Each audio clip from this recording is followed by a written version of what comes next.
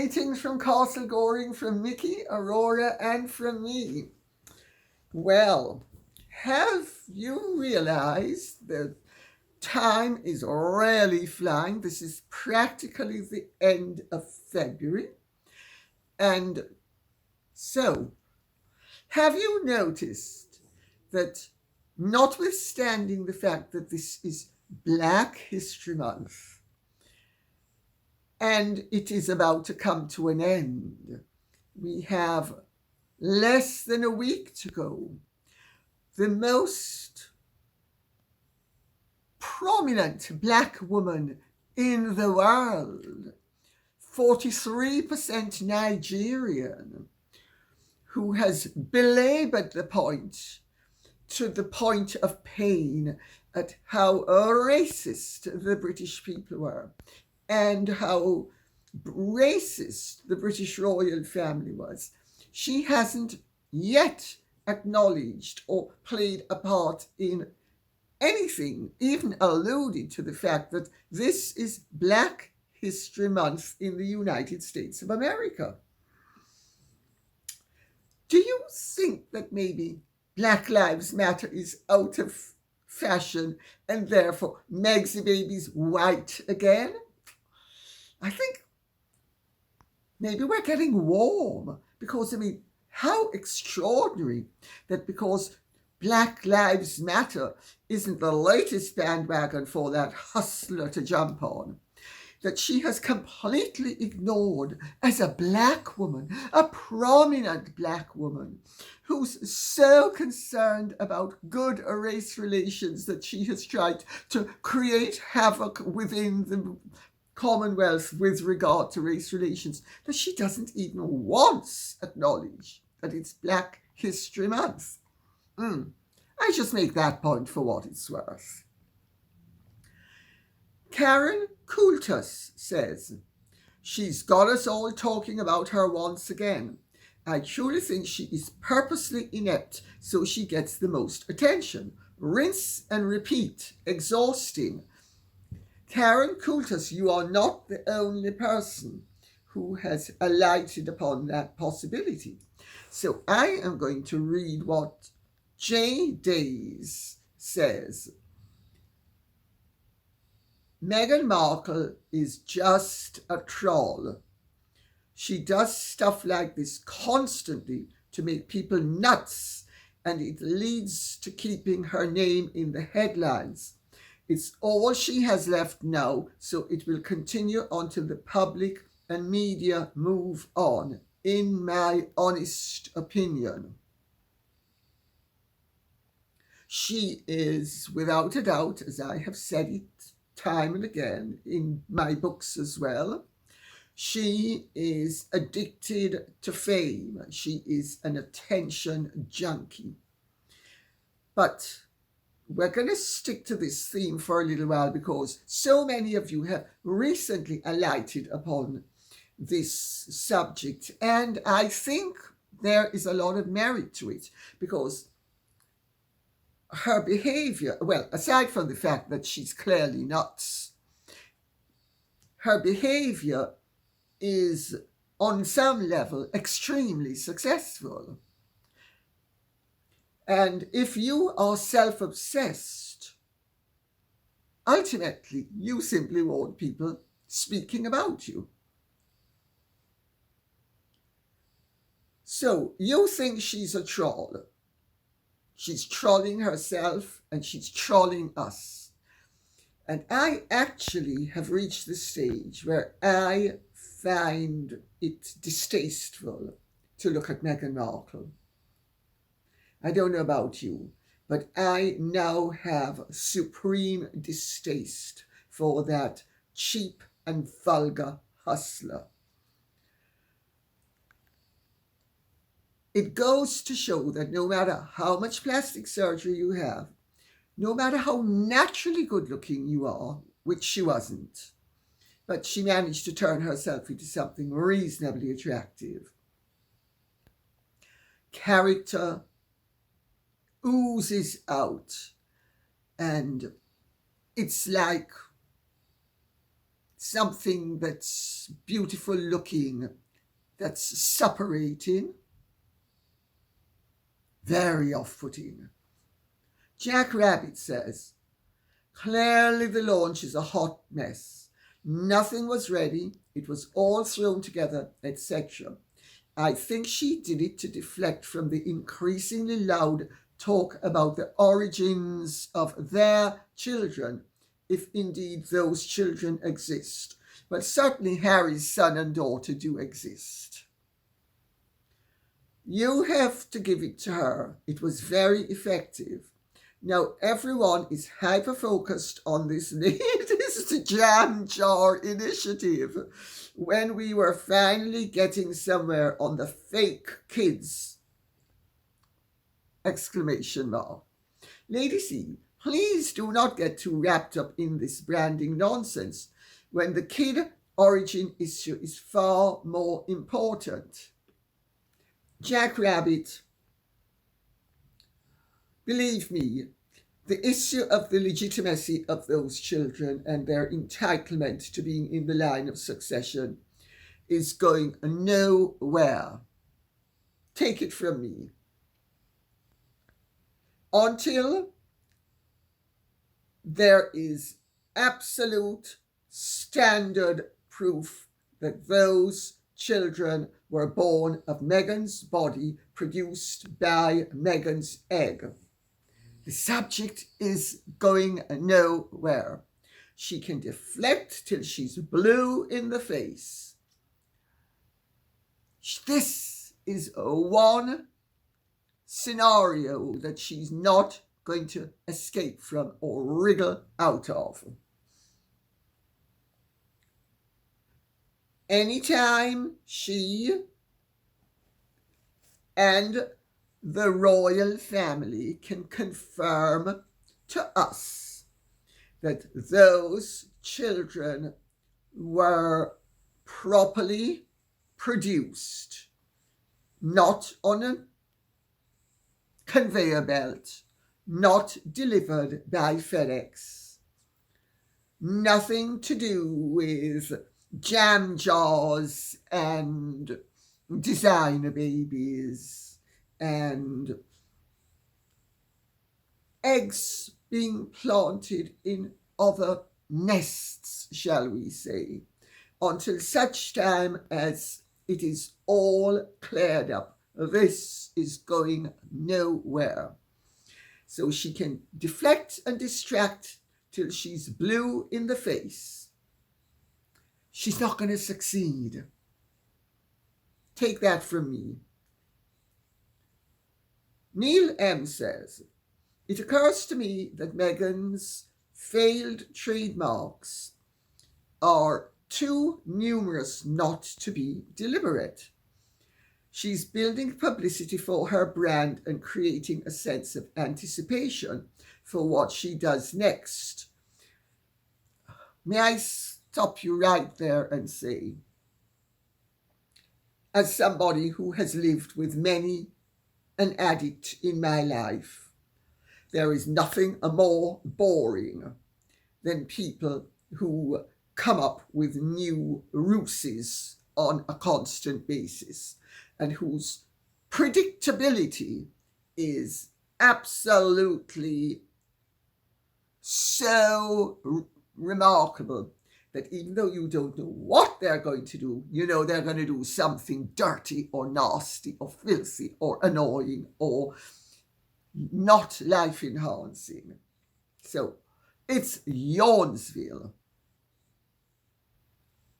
I don't think that she will finalize her business until she has rid herself of Harry. If she got things going properly pre-divorce, now this is really interesting. This is a wonderful dimension from Neil M. If she got things going properly pre-divorce, wouldn't her business fall into the marital assets? Sorry, the matrimonial assets, allowing Harry a share when otherwise it's hers, all hers. Once the divorce is done, Harry milked the ink dry on the papers, she'll probably launch Royal Survivor brand, comparing her experience to the American War of Independence, helping in the process that she will become a national icon. I love it. Well, the problem with the Meghan Markles of this world, and I say this having had several Meghan Markles in my life, the distaste, I should say, of having had to endure the ghastly experience of having several Meghan Markle types in my life, is you're left speculating whether the lunatic is doing X, Y, Z, A, B, or C. Sometimes I have to wonder when I'm dealing with people like that if they know what they're doing from one minute to the next. But you could be right. She has often been called very strategic, very calculating, and she certainly is a fame junkie, and she certainly got the world's attention. So to that extent, she's succeeding. And you could be right, but there are also other aspects to the constant business failures, which I am going to get to right now. Gratis James Dupuy. James Dupuy says, Lady C, considering Meghan Markle fails at absolutely every single business, in quotation marks, she establishes, could she be creating failures on purpose? An elementary school child has more success running a business than she has. Any child can run a lemonade stand and can obtain a decent profit. I took tax accounting in college too many decades ago to be accurate to date, but I remember learning that any single business can claim a loss for the next 3 consecutive years on taxes. I am in the US. I am wondering, with all the missing money from charities and their piles of financial problems and woes, if Meghan Markle isn't setting all of these separate businesses up to fail and report the losses against their taxes. She gets PR. We know she believes any PR is good PR for her. Clothing, merchandise, etc. And a nice tax write-off. A kind of win-win in her book. Her infantile approach at business is beyond being just funny. With her having advisors, even if she does not listen, it appears very obvious every business starts out to fail. There are jokes that Meghan Markle loves starting businesses but has no follow through. Starting a few businesses that make no profit gives them a nice chunk of money to write off in losses. In addition, I am unsure of the legalities of this. But if these failing businesses are under the umbrella of Archewell, could the expenses of creating these businesses be used to help launder the missing money? Brilliant point as well. I love this, by the way. James Dupuy, you're absolutely wonderful. If you were here, I'd grab you and kiss you.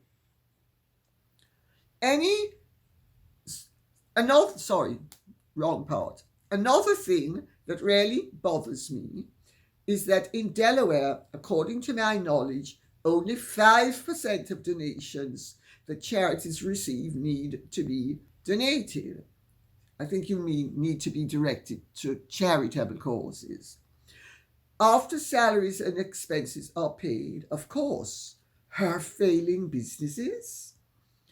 If a charity receives a donation of $13 million, Archewell only has to give a maximum of $650,000, 5% of 13 million, not deducting salaries and expenses. That is less than what most businesses themselves give to charities. That is not a charity. I believe it is a legal way to launder money, and Meghan Markle and Prince Harry use it to their most crooked advantage. Well, it's legal, so it's not crooked. No wonder Meghan Markle was milking PR during the California fires while asking people to donate to Archewell. Someone has to pay their mortgage or rent, it is being rumoured. I just wonder if anyone else sees a connection in these obvious failing businesses. Archewell, their financial problems, missing money, bribing political parties and people rumours, and much more. If you isolate just the information being put out involving money, it does not look good for the pair of them. Have bongo drums or smoke signals crept your way? Thank you for your time and information. It has to be said, absolutely no one has ever suggested to me before, your comment and one or two of the other comments that I've read out, that this is actually a calculated ruse. This is a ploy. This is a massive money laundering operation. This is companies set up to fail so that they can effectively exploit the taxing system, exploit the means of donations, etc. I have no idea. I'm not an accountant. I have no idea. But, if it looks like a duck, if it sounds like a duck, if it quacks like a duck, it's possibly a duck. So, thank you for that comment and for the previous comments that lead one to conclude that this is a possibility well worth considering. Because also, she gets publicity. She gets attention. So, is it deliberate? That would be really sick. It would also be very clever in a very sort of, in my view, unadmirable sort of way. But it would be clever. Maybe she really is as clever as Gina Nelthorpe Cowan said she was. Setting herself up for failure makes her very rich and very famous. Boo Boo Kitty says, she must have done a licensing agreement with Netflix.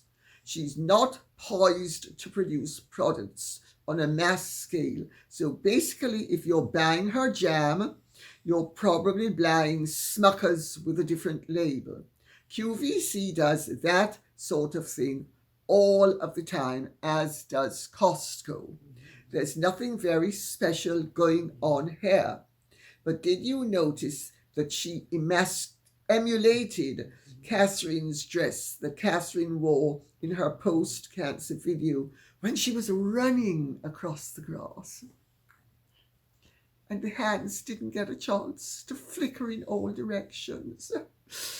How can we survive without the windshield wipers? I'm so girlish.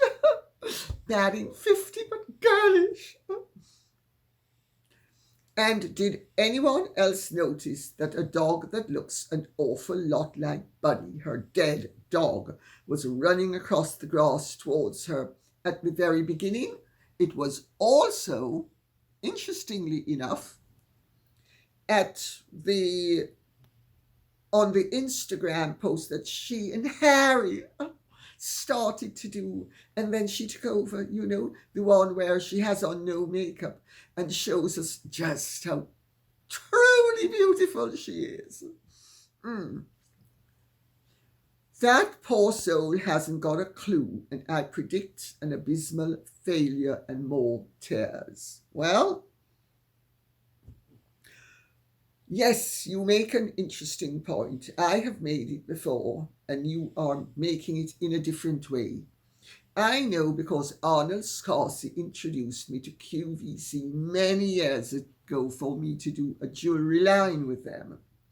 And unless you have a partnership with a company, for instance, Netflix, that is basically using your name and you just get a small percentage of whatever is sold, you have to come up with the goods yourself. So it's an extremely expensive proposition.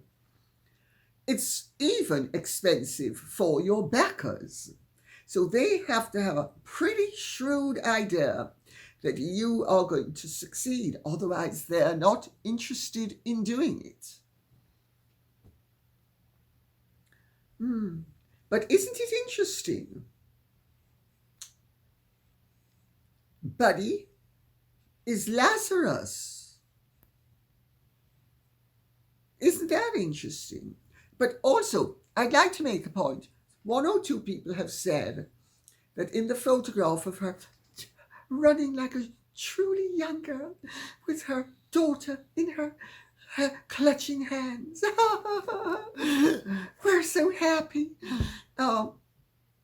that the trees, the shadow of the trees is not in the same direction as the shadow of the human beings. That's actually not so.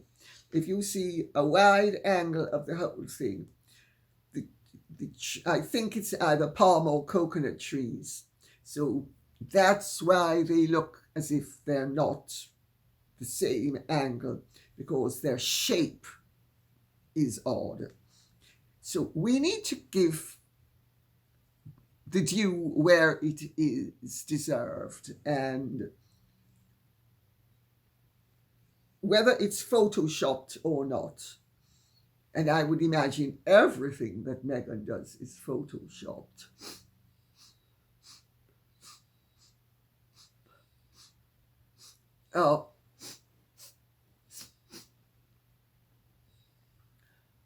I don't think that photograph was photoshopped. Victoria Brovy says, tragic that you have no support for Ukraine. Victoria Brovy, what planet are you on? Have you been listening to what I've said?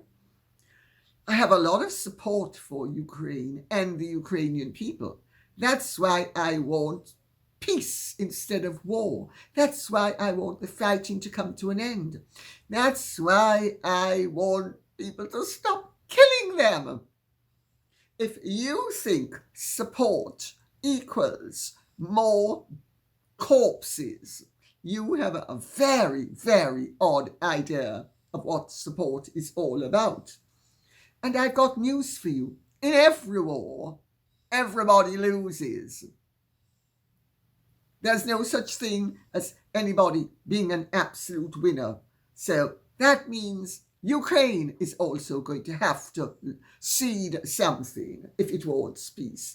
And if it doesn't want peace, and clearly you're such a supporter of theirs that you think that I don't have support for them because I want peace. Do you really want them to continue fighting? Do you want more destruction? Do you want that as the costs of the war go up, that the backers of the war end up getting more and more and more and more and more and more and more of Ukraine's resources? Well, darling, that degree of support I certainly wouldn't want from anybody. But if you feel that that's the right way of proceeding, please don't let me try to change your mind. You are entitled to your opinion, and I'm entitled to mine. But I think I have a lot more support for the Ukrainian people than you are giving me credit for, and by the look of it, than you have. Lorraine Sheridan says, I am worried about President Trump's take on Ukraine. Your view, please, Lady C. Oh, well, it was inevitable that no matter which President of the United States is in the White House, that ultimately the people of the United States are going to profit greatly. That's what happens when you back wars. That's what happens when you fund wars. The United States of America never forgave the British people 1 penny of its Lend-Lease war debt. It took us until, I think, 2015 to pay off the war debt to the United States of America. Between the First and the Second World War, it bankrupted the United Kingdom and destroyed the British Empire. So we paid a huge price for our supposed principles in entering the First World War, which we had no business entering, as Austria was absolutely in the right. And in the Second World War, we entered saying that we were entering to preserve Poland's independence, then stood by as Stalin gobbled up Poland. Something isn't quite right there as far as I'm concerned, but maybe I don't understand. Well, as far as Trump is concerned, I am told by people who know him very well, and I know an awful lot of people who know him very well, he wants peace. He wants peace, and he wants to have as profitable a peace for the United States as he can engineer. Now, that's his duty. Each leader is supposed to put the interests of his country first. I think a little bit of generosity would be a good thing in this situation, but it's not as simple and straightforward as people seem to think it is. Because so far, nobody is mentioning the part that the Chinese have played in this and continue to play in this. And the agreements that the Ukrainian people struck with the Chinese in, I think it was 2013. Now, it so happens that one of my great friends was involved in the whole process and has the papers. Has all the papers. I can go into great detail on this if you would like. I'm not going to do it now, but I certainly can, because I have chapter and verse on this. Everybody has completely overlooked the fact that China is involved with this as well. And so you have Russia, China, and the United States. And you have the mineral wealth and the agricultural wealth of what was called the breadbasket of the Russian Empire, Ukraine. Basically, Trump is being Bismarckian. Trump, like Bismarck, believes that the art of politics is the art of the possible. And there is a personal and bitter element to this, because Zelensky's conduct during the Biden administration and the lead up to the Biden administration was extremely detrimental to President Trump's interests and the interests of democracy as it should have been conducted in the United States of America. These are all fact. And the mistake that Zelensky made was in thinking that all his double dealings would never see the light of day. Well, of course, as soon as Trump is president, He has access to all the papers, all the dirty dealings. So if you want to know why he really loathes Zelensky, it's because Zelensky has tried to stab him personally in the back. But that doesn't alter the fact he still wants peace. And he is the great believer in the art of the deal. And he wants as good a deal as possible for the United States of America. And I'll tell you, no matter who was in power, Trump is simply more vociferous than any other administration or any other president would have been. But they all basically want the same objective. Do you think that if you had listened to my broadcast on the 28th of November last year, you would have known that the carve-up of Ukraine has been going on for years under the Biden administration. So, Trump is doing it, Biden did it. I think it would be nice if everybody would get out of Ukraine and at least give the Ukrainians a chance to end up having a peaceable life. Because let's remember, the Ukrainian people themselves did not run to NATO to say, please make me a member of NATO. They have been manipulated into that position because of their natural wealth that all the grubby, greedy people have wanted to get their hands on. So, basically, none of this is very creditable. So, let's not think there are very many heroes in this situation, because there aren't. But at least Trump wants peace. Zelensky? I think Zelensky has been in an impossible situation, but I also think that Zelensky has had the character that has suited the awful situation he's been in. And Zelensky has enjoyed all the power, and Zelensky has enjoyed great financial rewards, and Zelensky has enjoyed being feted as a hero at Buckingham Palace, at the Elysee Palace, all over the world, the great Zelensky. It's not only Meghan and Harry that sniffle, for what that's worth. I gather Zelensky does a lot of sniffling as well. All these people with constant colds and sinusitis. Fortunately, I don't really have sinusitis, just occasionally.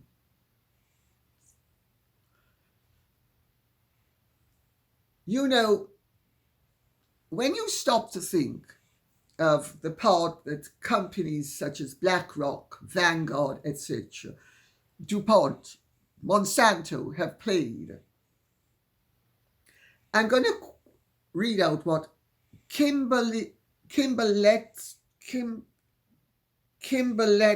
HY says. Apparently BlackRock, Vanguard, etc.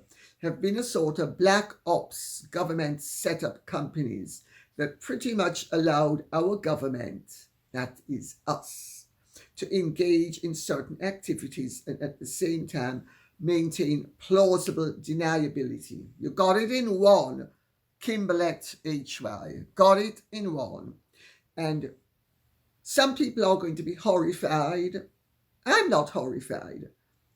I've never met a politician of any eminence who didn't understand that at times, if you're putting the interests of your country before anything else, you have to get your hands dirty.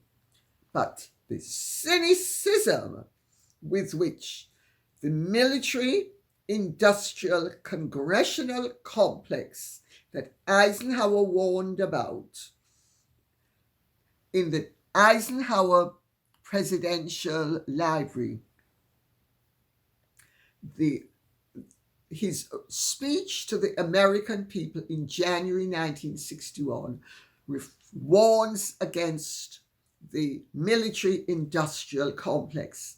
But in his notes in the Presidential Library, he says military-industrial congressional complex. This was in 1961.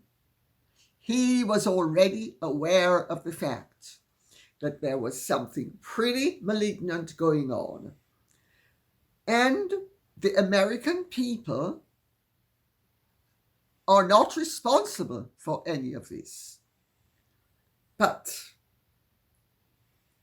successive American governments have also, even if they wanted to change things, not been able to. Because the military-industrial congressional complex has up to now proven itself to be more potent than any president of the United States. Let's see what happens. Brenda Starmer says, there was a treaty completed between Russia and Ukraine, and Biden tore it up. Listen to Bobby Kennedy talking to Tucker Carlson, and he lays it all out. Isn't it interesting that Bobby Kennedy Jr., Robert F. Kennedy Jr., who is from such an eminent Democrat family, could have ended up actually deciding it's time to speak the truth? And I'll tell you why. Because the Democrat Party in the 1960s was not the same party that the Democrat Party has been since Clinton. I just make that point for what it's worth. And I think the Democrat Party has done some good things. I think the Republican Party has done some good things. But I do think that Robert F. Kennedy Jr. is right. Let's aim for honorable governance, honorable, irrespective of which party is in power. It's all been about getting their hands on Ukraine's wealth, and Zelensky has been dumb enough to have fallen into the trap that was so cleverly laid for him, as he was buttered up and praised to the sky and paid handsomely. Lizzie Stevenson says, isn't the Ukraine fight now over their assets, more so now that Trump is involved? It's absolutely over their assets. And as I said on the 28th of November last year, it's been about their assets all along. That's why this situation has arisen. Yes, Russia attacked, but Russia was, according to the Russians, forced into attacking because Russia was being threatened by NATO and the West. I actually think that Putin, Xi, and whichever American president is in power are going to end up being the latter-day version of, and they're not going to do it officially, but they will have done it financially, the 21st century equivalent of the 18th century partition of Poland under Catherine the Great, Maria Theresa, the Austrian Empress, and Frederick the Great, the Prussian king. Wait, this is what it's shaping up to be. And anybody who thinks otherwise doesn't know history. Ninian Macmillan Keith says, Zelensky and his family are millionaires. I know they have a splendid villa in Forte di Mare, Italy. They also have a splendid place in Florida. Isn't it amazing how profitable being a comedian is?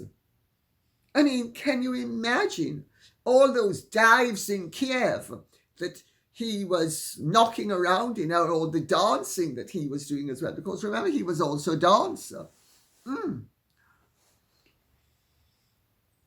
Very balletic.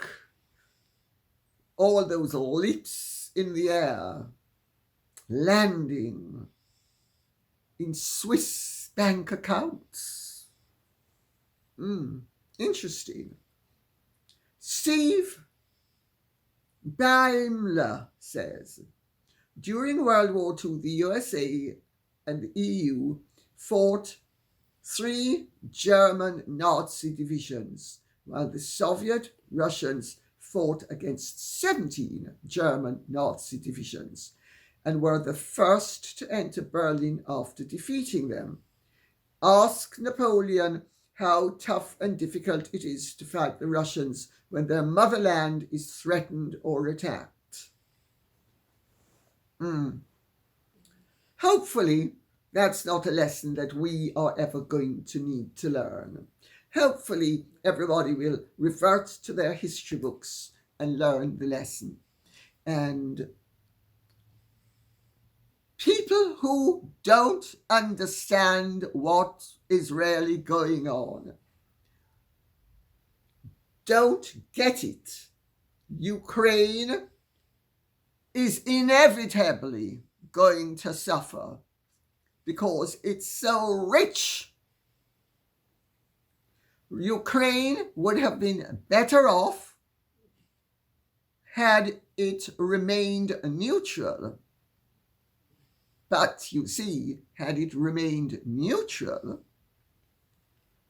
it already had deals with China, it was entering deals with Russia, and the United States wanted its share of the pie.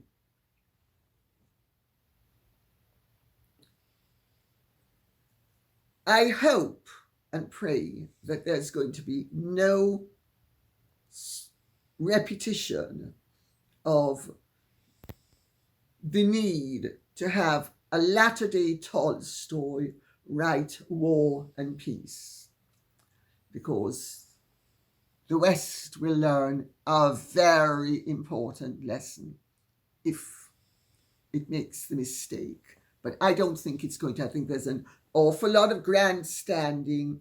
I think there's an awful lot of, I believe, and I'm a guardian of people's rights, and oh, I'm so special and wonderful, and am I not noble? My name is Ursula von der Leyen.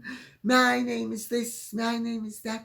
I am Emmanuel Macron, and blah, blah, blah. Oh, I'm Sir Keir Starmer, and I've not quite got my projected voice for speeches down pat yet, but I'm trying. With all their rhetoric and rubbish, irresponsibly trying to perpetuate a war that is only going to make the Ukrainian people poorer and suffer more. Charlie says, hello, Lady C. Hello, Charlie C. says, I was very interested in what you said about the Gulf of Mexico being renamed the Gulf of America. As an Englishman, I feel differently. You will note that France calls the sea between England and France La Manche, meaning slave-like. This was the original name going back to the 1700s or perhaps the 1600s. Well, England used to be a part of France. England was the king of France was the king of England and vice versa. So anyway, this was the original name, yeah. In the 1800s, the English renamed it the English Channel. As a result of our country having an empire, this name is what is now globally recognized. Perhaps your viewers would be interested in this fact. We are. Well, I certainly am. Personally, I wouldn't mind seeing the Gulf named the Gulf of the Americas. How about you? I hope this question makes it to your informative show. Keep up the good work. I actually have had a look at the map because, as I said the other day, I haven't done geography for 50 years. The Gulf of Mexico is shared by only two states, the United States of America and Mexico. It does not extend beyond Mexico. Part of Mexico, where the Gulf of Mexico ends, becomes the Caribbean Sea. So I was wrong. So it shouldn't be called the Gulf of the Americas because it's got nothing to do with the Americas. It's either Mexico or the United States of America. And I can't help but feel that this is basically a massive diversionary tactic. Trump and Meghan have one or two attributes in common. They're both past masters at the art of diversion. And it gets everybody distracted and talking. And also, I think Trump says he's MAGA, make America great again. So he's allaying his imprimatur on greatness. I suppose he wants to be known as President Donald Trump the Great. And so he's flying all sorts of kites. Let's see how many end up just sailing into the sunset. But no, I'm perfectly happy that it's the Gulf of Mexico, but if Americans want to call it the Gulf of America, that's fine too. I mean, I'm going to call it the Gulf of Mexico because I've always called it the Gulf of Mexico. I still sometimes speak about Peking and Bombay, even occasionally Ceylon. So I'm old-fashioned. But people can call it whatever they want. It's a huge distraction about very little. Then,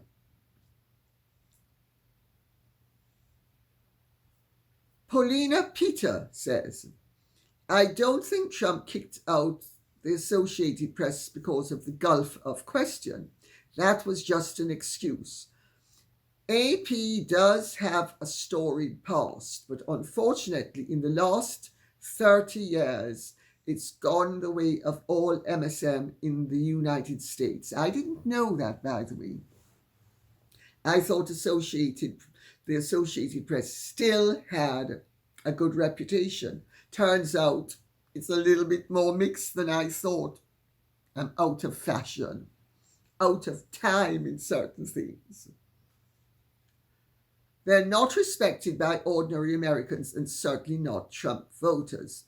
I think you will find the majority agree with his decision. It's also a warning to the other big mainstream media to start reporting the truth or they'll be out too. The total disconnect of the MSM from the truth has been catastrophic. Well, I know that's true. And it's very fair as well. This was most evident during COVID. Part of Trump's mandate is to bring some accountability back to the media. I expect CNN is next to be exiled. Oh dear, oh dear. Well, I'm going to keep well out of it because I have no skin in the game of the mainstream media. Insofar as I'm concerned, if they tell me today is Saturday, February the 22nd, I'm gonna have to look and check. So we will end with what Julie Gagne says. Lady C, you're so stylish and beautiful. Oh, my girls, wake up. Help mummy's head to shrink back to size. Would it be impertinent of me to ask, would it be possible for your audience to see a few pictures of you in your modeling days? Thank you so much from America. Well, I'm going to end with that, and I'm going to ask Sean to post one or two pictures so that we'll sort of have a bit of levity, because it's been rather heavier otherwise, I fear. So, thank you for thinking I'm stylish and beautiful. Thank you, that's very kind of you. It's nice to hear, especially at 75. Can I say, when I was young, I thought that by the time I was 40 or 45, I'd be over the hill, and that my looks would have gone. Well, they've certainly changed. They've certainly lessened in many ways. My figure has certainly disappeared. It is now very much more Rubens than Twiggy. Let's put it that way. But at least I still sort of look an approximation of myself. And what's been really interesting to me is that, because my looks did matter to me, they mattered to me very greatly, because I came from a good-looking family, and because everybody else was good-looking, and because it was nice to be good-looking, and it certainly gave me a lot of opportunities that I wouldn't have otherwise had. And considering my birth defect, it was a tremendous advantage to possess. And also, good looks are a great advantage. They're a blessing from God. As I say to young girls, I say, use it. It's a gift from God. Use it. Don't squander it. And of course, squandering it means making too much of it and using it in the wrong way. But using it in the right way, I think, is good. And I'm fortunate that I have managed to remain sort of looking something like myself. Although I have to tell you, biology counts, nature counts, pheromones count. When I was young and I walked into a room, all swordsmen were on guard. That doesn't happen anymore. When I would walk down the street, and I loved wolf whistles, and I have to tell you, every good-looking girl I knew loved wolf whistles. And some of my girlfriends were some of the great beauties of the second half of the 20th century. And we all loved wolf whistles. So the nonsense nowadays of, it's invasive. It's appreciation. Gosh, what's wrong with a bit of appreciation? And yes, every now and then, the constant attention was tiresome, but Would I have swapped that for lack of it? No, thank you very much. So, and on that note, I'll say thank you very much for listening. I hope this has been of some interest to you. If it has, please keep the questions and comments coming in so I will know what you would like us to be speaking about. Okay, thank you so much. Take good care and Godspeed. And if you have truly enjoyed this, would you care to like, share, subscribe, press the notification bell, and bye-bye.